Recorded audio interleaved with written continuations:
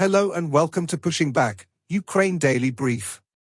As the war enters its 833rd day, these are the main developments from the past 24 hours.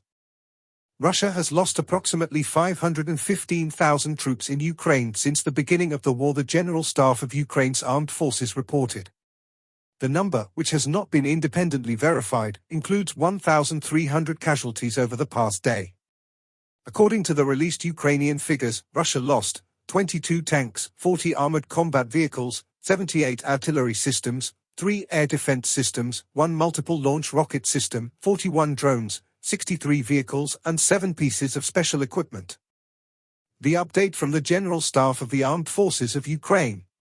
The enemy launched 85 combat clashes.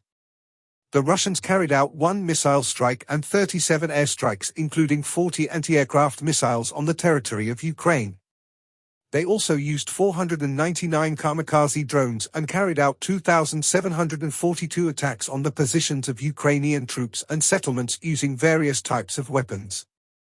In its latest intelligence update, the UK's Ministry of Defence reports Ukrainian missile strikes damaged ferries that were key for transporting military supplies by rail to Crimea. This disrupts Russia's logistics and forces them to find alternative ways to bring supplies or risk weakening bridge security. The attack shows Ukraine can target the strait despite Russian defenses. In its latest intelligence update, the Institute for the Study of War.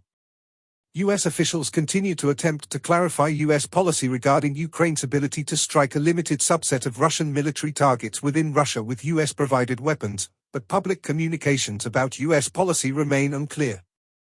Western-provided artillery ammunition has reportedly started arriving to Ukrainian forces on the front line, although not at a scale that would allow Ukrainian forces to fully challenge the Russian military's current artillery shell advantage. Russian missile and drone strikes have caused significant long-term damage to Ukraine's energy grid, and Ukraine will reportedly face even greater energy constraints in summer 2024. Ukrainian outlet Liga reported on June 4 that a source in Ukraine's main military intelligence directorate stated that there are roughly 550,000 Russian military and paramilitary personnel concentrated in occupied Ukraine and near the international border. Russian President Vladimir Putin stated on June 4 that former Russian Defense Minister and Russian Security Council Secretary Sergei Shoigu will coordinate efforts to increase Russian defense industrial capacity alongside former Tula Oblast Governor and presidential aide Alexei Dyumin and Security Council Deputy Chairperson Dmitry Medvedev. The apparent demotion of former First Deputy Speaker of the Federation Council and United Russia Secretary Andrei Turchak on June 4 is likely part of Russian President Vladimir Putin's ongoing effort to remove from power the political and military figures that violated his trust in 2023. A recent meeting of the Kremlin-appointed Russian Human Rights Council on Russia's migration policy reflects Russia's competing imperatives of attracting migrants to offset Russian labor shortages while also catering to its ultra-nationalist anti-migrant constituency.